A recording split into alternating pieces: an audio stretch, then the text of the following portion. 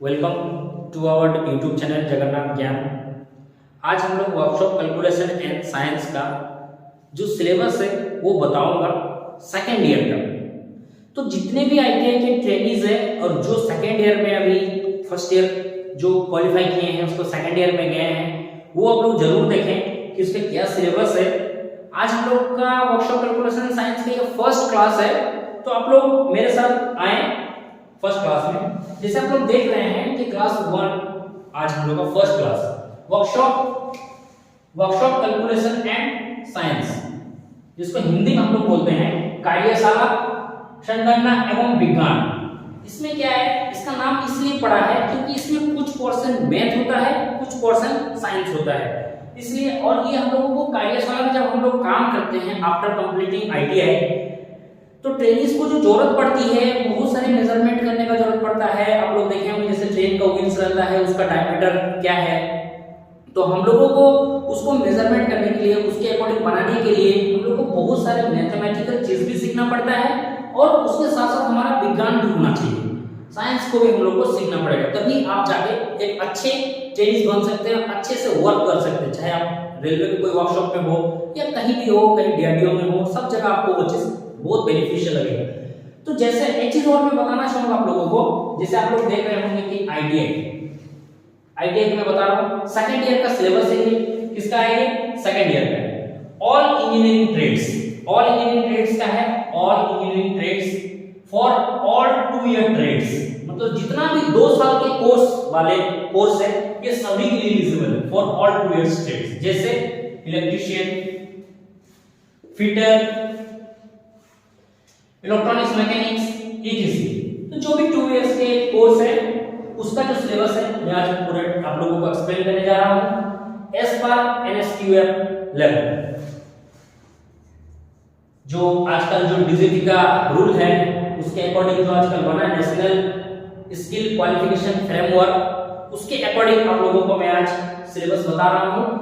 Syllabus को बताने से पहले मैं आप लोगों को एक चीज और बताना चाहता हूं। इसका जो मार्क्स जो आता है, पहले जो इसको मार्क्स आता था वो क्या था, पहले मैं यहां बता देता हूं आप लोगों को।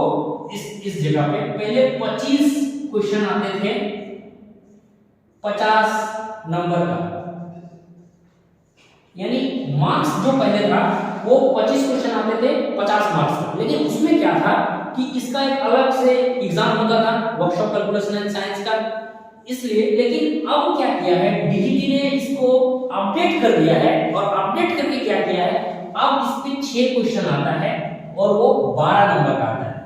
जरूर इसको ध्यान दीजिएगा, पहले 25 क्वेश्चन आता था 50 मार्क्स का, बट अब क्या किया है डीजीटी ने, इसको चेंज करके 6 क्वेश्चन पूछता है 12 नंबर का। अब ये वर्कशॉप कैलकुलेशन एंड साइंस का स्पेशल एग्जाम नहीं होता, इसके क्या करता है, ट्रेड थ्योरी के अंदर में ही 6 क्वेश्चन इसको डाल दिया जाता है।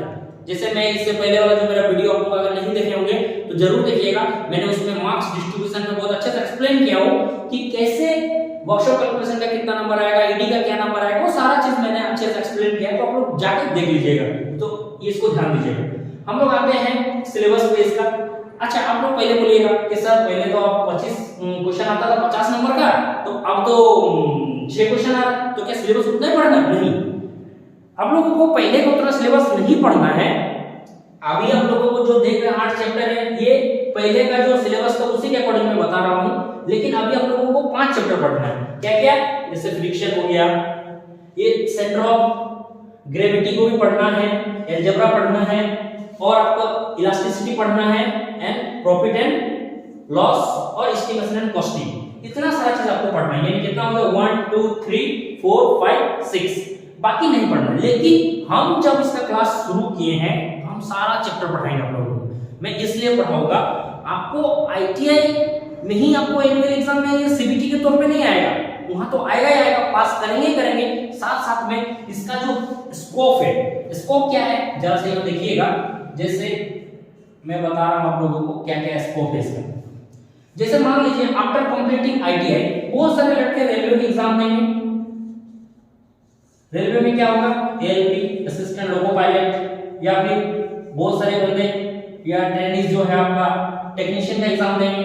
तो उन सारी जगह पे मैं बिलीव कीजिए मेरी बातों को, ये सारा सिलेबस सेम टू सेम रहता है। वर्कशॉप कैलकुलेशन एंड साइंस का जो मैथ है और साइंस है, यही सिलेबस टू द पॉइंट रहता है। और भी अगर कोई एग्जाम देना चाहता है गेल का, उसमें भी ये बहुत बेनिफिशियल है।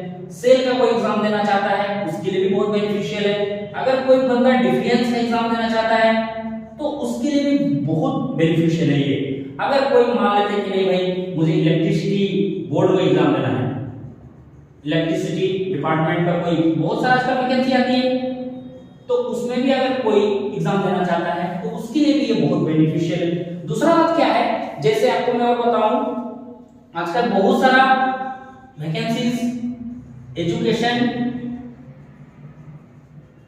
इंस्टीट्यूशन का भी निकलता है, इसमें भी इस डिपार्टमेंट में निकलती है, तो उसके लिए भी बहुत ज्यादा बेनिफिशियल। और कहां देखते हैं, जैसे आप देखेंगे इंडियन वेल, इसमें भी बहुत वैकेंसी आती है। तो इन सारी जगह पे ये काम में लगेंगे, इसलिए मैं आप लोगों से अनुरोध करता हूं कि अच्छे से वीडियो देखिएगा और सारा चीज को क्लियर करते हुए चलिएगा। ना कि आप आईटीआई पास करने के लिए, बल्कि आईटीआई के बाद जो आपका स्कोप है, आप बिलीव नहीं कीजिएगा, मैं प्रीवियस एग्जांपल बताता हूं असिस्टेंट लोको पायलट और टेक्नीशियन का, उसका जो सिलेबस था basic science and engineering drawings.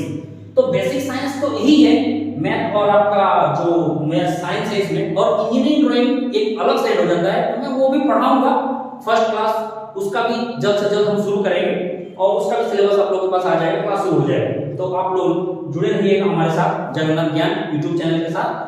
तो इन सारी जगहों पर आपका बहुत ज्यादा स्कोप है, इसलिए मैं बोल रहा हूं कि स्कोप आईटीआई पास करने के लिए ही मत सोचिए, आप लोग आगे के लिए भी जरूर सोचिएगा।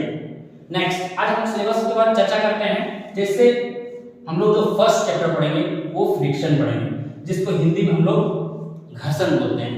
जब ये चैप्टर हम शुरू करेंगे तो आप लोगों को बहुत डिटेल में अच्छे से बताएंगे, और जैसे जैसे हमारा चैप्टर कंप्लीट होगा हम उसको ऑब्जेक्टिव भी आप लोगों को देंगे। नेक्स्ट, सेंटर ऑफ ग्रेविटी, गुरुत्वाकर्षण का केंद्र जिसको हम लोग हिंदी में बोलते हैं, वे भी पढ़ेंगे सेकंड चैप्टर। थर्ड चैप्टर में क्या है, area of cutout regular surfaces, and दूसरा जिसको हम बांटे हैं area of cutout irregular surfaces, इसको भी मैं बताऊंगा। नेक्स्ट जो फोर्थ चैप्टर है अलजेब्रा, जिसको हम हिंदी में बोलते हैं बीजगणित। फिफ्थ चैप्टर क्या है, ये थोड़ा सा रिमूव हो गया था, इलास्टिसिटी, जिसको अप्रत्यास्थता कहते हैं, तो सॉरी प्रत्यास्थता बोलते हैं। तो इसको भी हम लोगों को क्या करना है, बहुत अच्छे से पढ़ना है। हीट ट्रीटमेंट, मैं इसको भी बहुत अच्छे से बताऊंगा।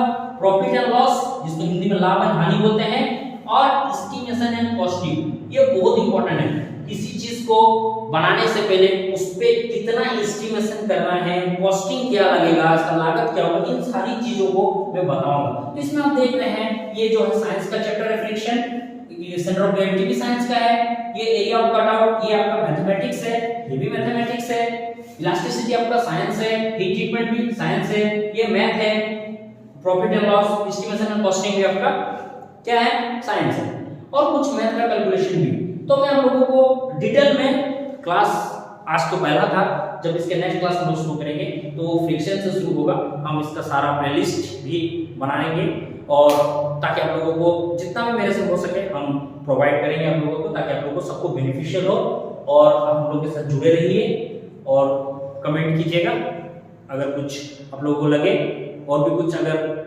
आप लोग चाहते हैं कि सीखना चाहते हैं, कुछ भी रिलेटेड हो, बोलिएगा, मैं कोशिश करूंगा वीडियो बनाने का।